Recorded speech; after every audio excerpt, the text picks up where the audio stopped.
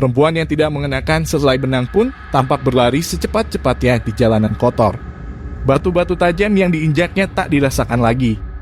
Dia percaya hanya dengan berlarilah nyawanya bisa selamat. Tak ada jalan lain. Sore itu 22 Maret 1999, suhu tidak begitu dingin. Cynthia melintasi gurun New Mexico dekat Gunung Sierra Caballo, Amerika Serikat. Sebuah mobil melintas, dia coba untuk berteriak memanggil. Sayang, pengemudi mobil yang ternyata juga perempuan hanya melihatnya tanpa berhenti. Begitupun saat mobil kedua melintas. Kedua pengemudi mobil tersebut mungkin takut melihat sosok Cynthia, yang tidak menyadari tubuhnya dipenuhi luka, berdarah-darah, serta masih ada papan logam yang menempel di lehernya. Beberapa rumah dilewati. Namun Cynthia tidak berani untuk mengetuk rumah-rumah tersebut karena takut membuang waktu. Khawatir tertangkap oleh orang yang mungkin mengejarnya. Beruntung ada satu rumah yang pintunya terbuka. Tanpa pikir panjang, Cynthia masuk dan memohon pertolongan sang pemilik rumah. Beruntung pemilik rumah memberi respons yang diharapkan wanita malang itu dan menelepon 911. Dua anggota polisi segera datang. Cynthia menyambutnya penuh histeria. "Saya masih hidup. Saya masih hidup." Dengan upaya yang sangat keras karena harus menenangkan dirinya, Cynthia menceritakan tentang dirinya yang diculik sepasang pria dan wanita. Selama 3 hari dia ditahan dan mengalami penyiksaan dengan peralatan medis dan seks yang aneh. Dalam suatu kesempatan, saat kedua penculik dan penyiksanya tidak berada di ruangan, Cynthia berhasil meraih telepon dan menghubungi 911. Sayang, penculik wanita datang dan melempar kepala Cynthia dengan lampu lalu mematikan panggilan telepon. Meski sempat terjatuh, Cynthia yang berada dalam kondisi bugil berhasil meraih pemecah es dan mengarahkannya pada sang penculik, yang kemudian mengangkat kedua tangannya. Tanpa pikir panjang, Cynthia lari tanpa sempat mengenakan pakaian. Hingga akhirnya sampai di rumah yang menyelamatkannya. Ternyata panggilan telepon Cynthia yang terpotong tersebut direspons dengan datangnya polisi ke karavan tempat penyiksaan. Mereka bahkan bertemu dengan polisi yang belakangan menolong Cynthia. Cynthia lalu dibawa ke rumah sakit dan bercerita bagaimana para penculiknya telah menjadikannya budak seks. Bahkan ada kecenderungan untuk membunuhnya. Tubuh Cynthia dipenuhi luka memar dan bakar akibat pukulan dan sengatan arus listrik. Dia juga menunjukkan bilur di punggung, tusukan di payudara serta memar dan benjolan yang masih baru di kepalanya. Beberapa saat kemudian polisi menangkap David Parker Ray, 59 tahun dan pacarnya Cindy Lee Handy, 39 tahun. Kala itu keduanya tengah berada di mobil mereka yang berada tak jauh dari lokasi karavan. Saat itu keduanya berkilah hanya mencoba menghilangkan kecanduan heroin berat yang dialami Cynthia. Penderitaan Cynthia bermula saat seseorang yang belakangan diketahui bernama Ray menemuinya di Albuquerque. Ray meminta Cynthia yang memang berprofesi sebagai pekerja seks komersial untuk melayaninya di mobil. Ternyata di mobil tersebut ada pula seorang perempuan bernama Handy. Saat itulah Cynthia merasa dijebak dan mencoba kabur. Namun Ray segera menunjukkan rencana polisi. Tangan Cynthia diikat dan mulutnya disumpal. Sampai di sebuah karavan kepada Cynthia diperlihatkan video rekaman, yang belakangan diketahui direkam pada tahun 1993, tentang apa yang bakal terjadi pada dirinya. Dia akan dijadikan budak seks dan mengalami berbagai kekerasan seksual dengan tindakan yang sungguh tak terpikirkan oleh manusia normal. Ray juga menceritakan bahwa wanita lainnya sebelum Cynthia telah mati. Mobil itu sendiri memang penuh dengan berbagai peralatan medis serta sebuah alat pemberi sengatan listrik buatan yang digunakan untuk menyiksa. Ada pula satu ruangan kecil yang diberi nama Toy Box tempat Cynthia akan meninggal, begitu kata Ray. Di ruangan tersebut ditemukan gambar-gambar buatan Ray mengenai rencana yang akan dilakukannya kepada para korban. Untuk mewujudkan rencananya itu, ada pula sejumlah peralatan operasi serta panduan medis tentang anatomi tubuh wanita. Beberapa alat penyiksaan juga ditemukan seperti cambuk, sabuk, serta dildo ukuran besar. Video buatan Ray menunjukkan bagaimana alat-alat tersebut digunakan pada korban dan menghasilkan sebuah tontonan yang mengerikan. Ray menempatkan sebuah layar TV di sudut kanan karavan sehingga korban dapat melihat penyiksaan yang sedang dilakukan kepada mereka. Ada pula kamera video yang difokuskan pada kursi ginekologi untuk menunjukkan operasi yang dilakukannya. Foto-foto para korban sebelumnya juga menjadi pertunjukan untuk calon korban. Atas berbagai temuan tersebut, Ray dan Handy ditahan dan dituntut atas 12 tindak kriminal termasuk menculik dan konspirasi. Mereka juga menghadapi tuntutan denda $1 juta untuk setiap orang. Meski kejahatannya sudah jelas, namun upaya untuk mengadili Ray tak semudah dibayangkan. Jalan bagi polisi dan jaksa untuk membuktikan kesalahan Ray sangat berat. Apalagi Ray yang belakangan diketahui pernah bekerja sebagai mekanik tidak memiliki jejak kriminal. Berbeda dengan Handy yang diketahui pernah pindah negara bagian karena perampokan, pencurian, dan kepemilikan narkoba.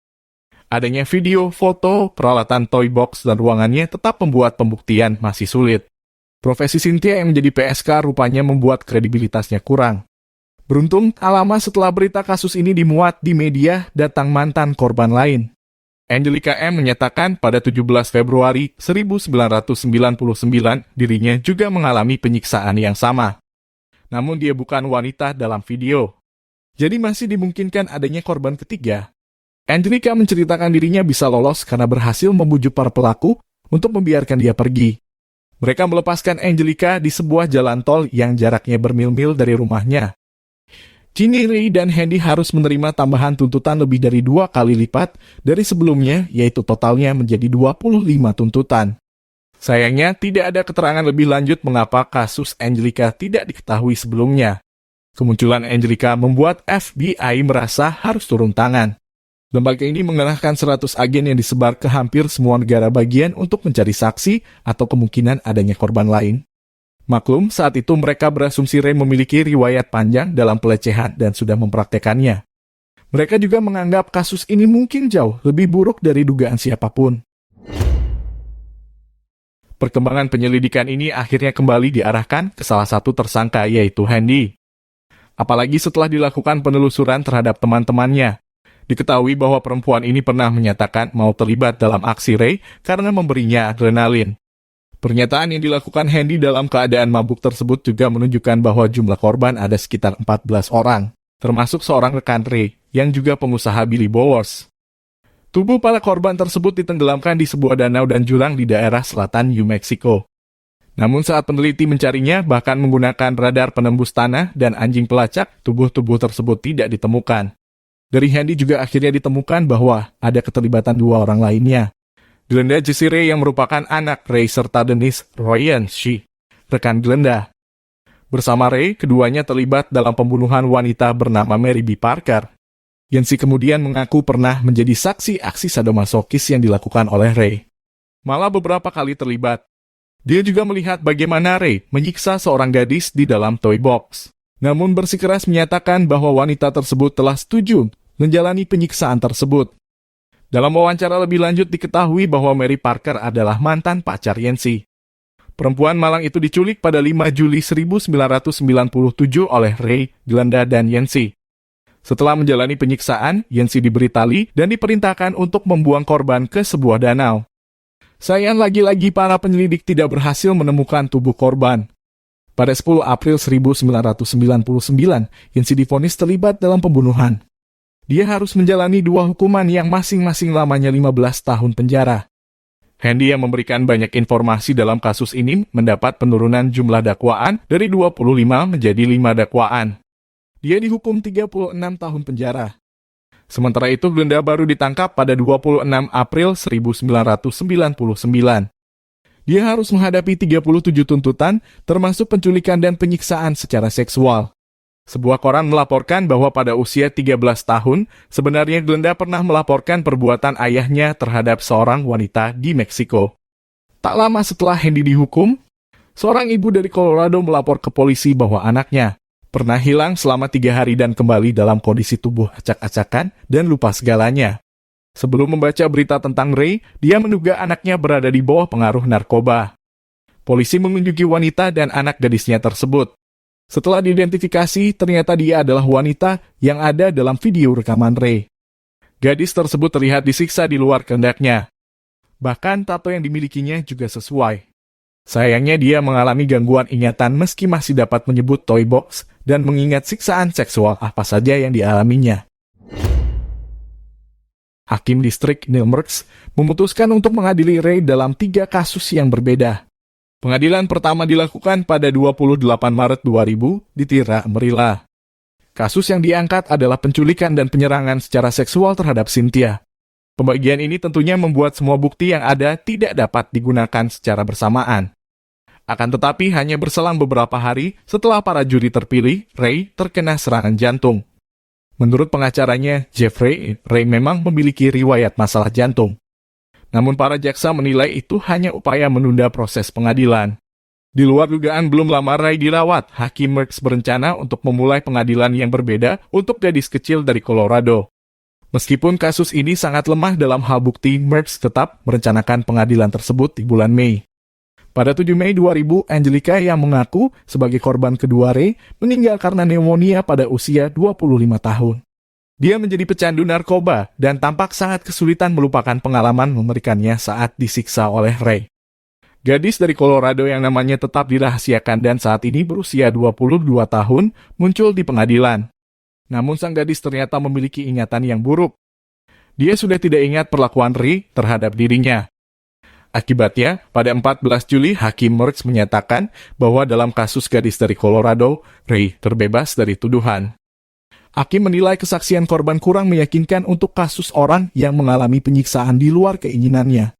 Salah satu koran menyatakan banyak sekali orang yang menikmati penyiksaan saat melakukan seks atau yang dikenal dengan masokis. Gadis itu dan ibunya hanya bisa menangis. Pengadilan berlanjut pada November 2000. Saat itu jaksa diganti menjadi Jim Yones. Namun pengadilan tersebut ditunda karena beberapa hari setelah dipilihnya Yones, Hakim Merckx meninggal. Baru pada April 2001 terpilihlah hakim yang baru, Kevin Switzer. Dalam kesempatan ini pengadilan memutuskan Ray bersalah dan menerima hukuman untuk 12 dakwaan. Dalam suatu wawancara dengan stasiun TV, Ray menyatakan dirinya merasa diperkosa. Dia beralasan, saya memberikan kesenangan pada wanita dan melakukan apa yang mereka ingin saya lakukan. Menariknya, pada Juni 2001, Ray memberikan pengakuan bersalah. Tapi dia minta syarat hukuman untuk Glenda, anaknya, dikurangi. Ray pun dihukum 223 tahun penjara. Sementara itu, Glenda yang dianggap tidak terlibat dalam penculikan dihukum 9 tahun penjara. Namun hukuman itu dikurangi menjadi 6 tahun berkat pengakuan Ray dan kemudian diganti lagi dengan menjalani 5 tahun masa percobaan. Pada 28 Mei 2002, saat akan dipindahkan ke Lee County Correctional Facility, Ray terkena serangan jantung dan meninggal pada usia 62 tahun. Tewasnya Ray menyulitkan investigasi lanjutan untuk mencari kemungkinan korban berikutnya, serta lokasi tubuh-tubuh korban yang sempat disebutkan. Pada November 2002, polisi setempat membuka karavan Ray untuk umum. Tujuannya agar bila ada korban yang ingatannya hilang, bisa kembali mengingatnya. Hampir semua bagian karavan dibiarkan seperti adanya, termasuk tulisan Ray Satan's Den dan Bondage Room, serta tentu saja toy box. Meski sulit untuk menemukan korban lainnya, Ray tetap dikenal luas oleh masyarakat sebagai pembunuh berantai yang cerdas.